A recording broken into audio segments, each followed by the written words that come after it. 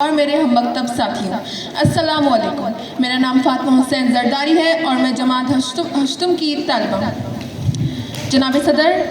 آج جس موضوع پر مجھے لب کشائی کرنے کا موقع ملا ہے وہ ہے ذرہ ہے آفتاب کو حیران کیے ہوئے۔ میں پاکستان، وہ پاکستان کہ جو اپنی تکمیل سے پہلے پیروں میں غلامی کی زنجیریں، ہاتھوں میں مظلومیت کی ہتھکڑیاں اور گردن میں ظلم و زیادتی، جبر و تشدد پہلے ہندوستان کی گلیوں میں پڑا تھا۔ یہ بات ہے 19 دہائی کی کہ اب تک پاکستان مورز وجود میں آیا نہ تھا، ابھی مسلمانوں کو آزادی ملی نہ تھی کہ ہر جانب ظلم و جبر و زیادتی کا سما، تو کہیں بچے اٹھائے ہوئے جنازے وہاں، یہ مسلمان ہیں سے قتل کر دو یہ رواج عام تھا، ڈر کر کے جینا یہی تو نظام تھا۔ آزادی کے لیے آواز اٹھانے والوں کی لاشوں کو جلایا گیا، کئی ماؤں کی گودوں کو اجاڑا گیا، کئی بچوں کو یتیم کر دیا گیا، ارے کئی بوڑھوں نے اپنے کمزور کندھوں پر اپنے بیٹوں کی لاشیں اٹھائیں کہ صدر الوقار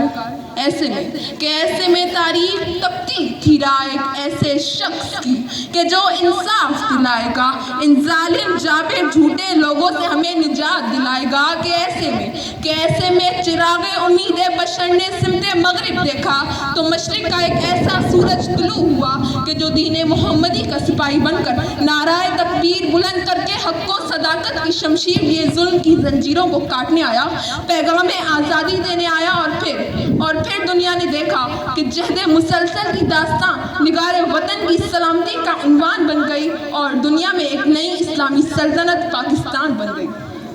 جناب صدر،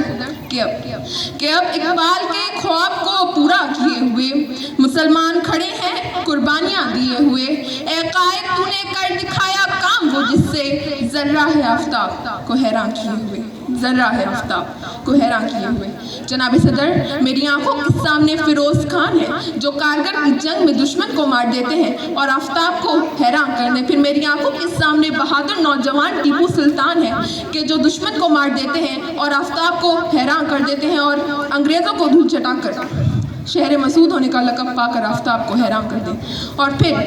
پھر میری آنکھوں کے سامنے کمسن فاطمہ بنت عبداللہ ہیں کہ جو زخمیوں کو پانی پلانے کے لیے آگے بڑھی تو شہادت کا رتبہ پا کر آفتاب کو حیران کر دیں۔ صدر الوقار، پھر میری آنکھوں کے سامنے شہید مقبول حسین ہیں جن کی زبان کاٹ دی جاتی ہے اور ان کے ناخن چیر دیے جاتے ہیں اور انہیں پاکستان مرد آباد کہنے پر مجبور کر دیا جاتا ہے، تو وہ اپنی کٹی زبان کے لہو سے دیوار زندان پر لکھتے ہیں پاکستان زندہ باد اور آفتاب کو حیران کر دیں۔ جناب صدر،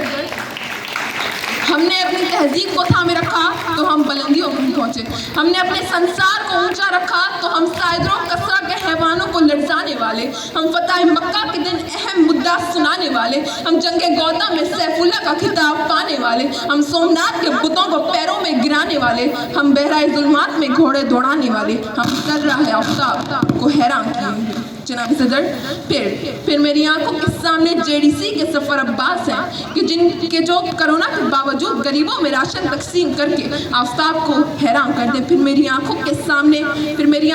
سامنے عبدالستار عیدی ہیں کہ جو دنیا کی نمبر 1 ایمبولینس سروس بنا کر آفتاب کو حیران کر دیں، پھر میری آنکھوں کے سامنے محمد علی سپارہ ہیں کہ جو 8000 میٹر کی زائد کی بلندی پر چڑھ کر ہلالی پرچم لہرا کر آفتاب کو حیران کر دیں۔ صدر الوقار،